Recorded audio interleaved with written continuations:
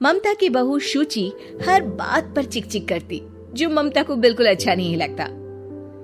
बहू, तेरे में कोई कमी नहीं है, सारा काम भी तू बहुत अच्छे से करती है, लेकिन ये तेरी जो जबान है ना, बड़ी कैंची की तरह चलती रहती है, जो तेरा सारा काम बिगाड़ कर रख देती है। वाह जी वाह, मतलब आप लोगों को बेजुबान बहू चाहिए थी, जो न बोले न बात करे, और आप लोग बस जुल्म ढाते रहे। तभी वहां क्षितिज आ जाता है। अरे ऐसा क्या जुल्म हो रहा है तुम्हारे ऊपर? माँ सही कह रही है, मैं खुद तुम्हारी चलती जुबान से परेशान हो गया हूँ। अब तो शुचि का पारा 7वें आसमान पहुंच जाता है। वाह जी वाह, अब आप भी, क्या नहीं किया मैंने आपके लिए, अपना सब कुछ दांव पर लगा दिया, लेकिन आप भी अपनी माँ की जुबान बोलने लगे। अरे यार, कैसी बात बोल रही हो? माँ की जबान, बीवी की जबान, अरे मेरी तो कोई जुबान है ही नहीं जैसे। देखो शुचि, माँ से बुरा व्यवहार मैं पसंद नहीं करूंगा। अब क्या था, माँ के सामने अपनी हुकूमत कम होती देख शुचि को माँ से नफरत होने लगती है। अगले दिन शुचि माँ के कमरे में जाती है। माँ, ये लीजिए गर्म पानी। पानी रखकर वो चली जाती है, लेकिन जैसे ही माँ गरारा करने लगती है, हाय रे, मैं तो जल गई। अरे पानी इतना गर्म क्यों दिया शुचि? मेरा तो पूरा का पूरा मुंह ही जल गया। वाह, मजा आ गया, लग रहा है गर्म पानी ने अपना काम कर दिया, अब और लगो ना मेरे मुंह। शुचि, माँ के चिल्लाने की आवाज आ रही है, और तुम कैसी हो कि जाती भी नहीं, देखती भी नहीं कि माँ को क्या हो गया। आवाज तो आपको भी आ रही है, जा तो आप भी सकते हैं, लेकिन नहीं, शुचि ने तो जैसे सारे काम का कॉन्ट्रैक्ट साइन कर लिया है तुम्हारे परिवार से।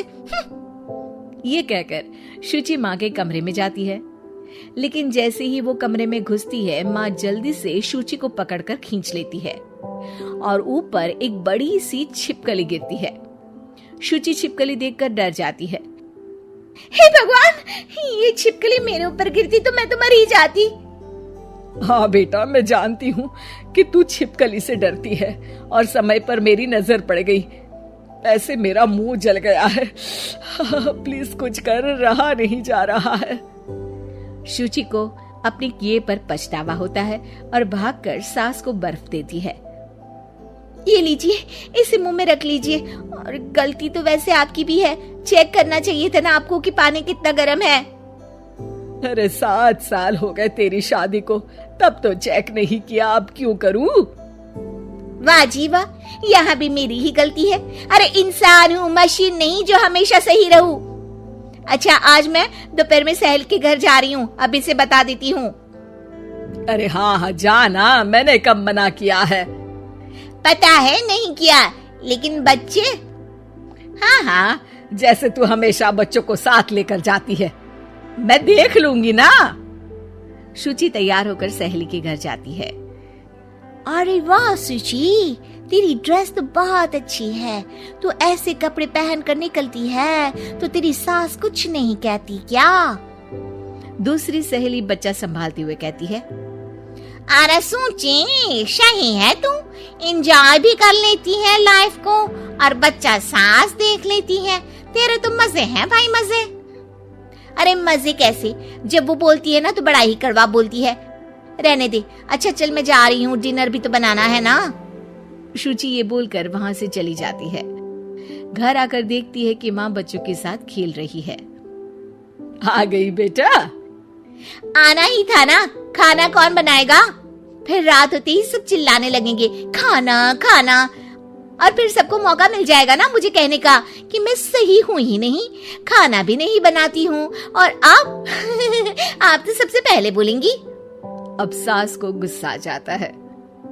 एक तो सारा दिन तेरे बच्चों को देख रही थी, घर पर किसी न किसी का आना जाना लगा रहता है, बच्चे घर गंदा करते हैं उसे देखती हूँ, हद है। अब क्या खाने की जिम्मेदारी भी मैं ही ले लूं तो करेगी तू क्या? शुचि को ये सुनकर कुछ ज्यादा ही गुस्सा आ जाता है। बस माँ जी बस, अरे ये तो गुलामों वाली जिंदगी हो गई, कोई फ्रीडम रहा ही नहीं, ऐसा लगता है कि बंद कर रह गई हूँ, घर तो किसी कैद खाने सा हो गया है। मन ही नहीं करता यहाँ रहने का। अब मैं और आप एक घर में रह ही नहीं सकते बस। अरे तो क्या मैंने बांध कर रखा है तुझे? अरे मैंने क्या कर दिया जिससे तुझे ऐसा लग रहा है? और तेरा इतना बोलने के बाद तो मैं खुद ही तेरे साथ नहीं रहना चाहूंगी।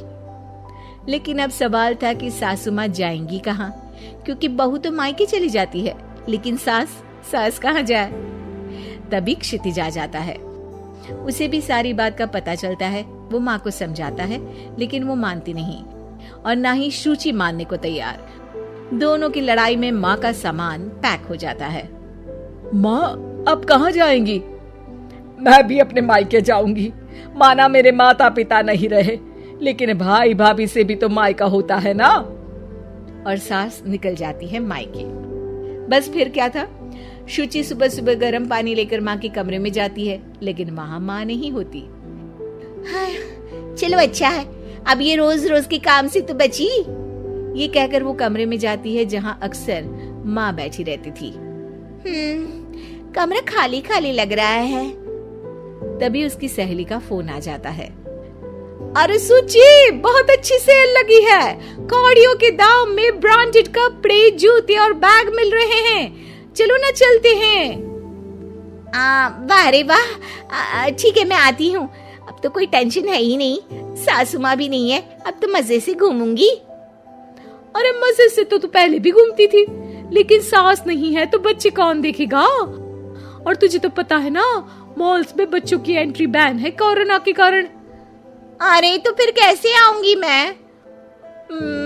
सेल तो बस आज के लिए है, कल खत्म। शुचि को बड़ा रोना सा आता है।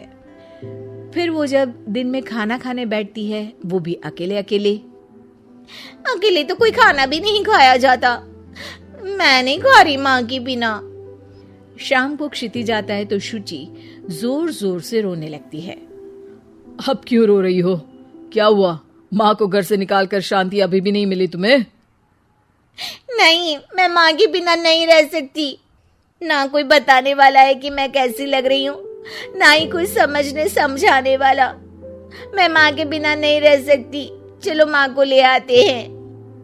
अरे वाह, ऐसा शायद पहली बार होगा कि बहू रूठी सास को मायके से लेने जा रही है। दोनों सास को लेकर घर आते हैं और अगले दिन से फिर वही शुरू।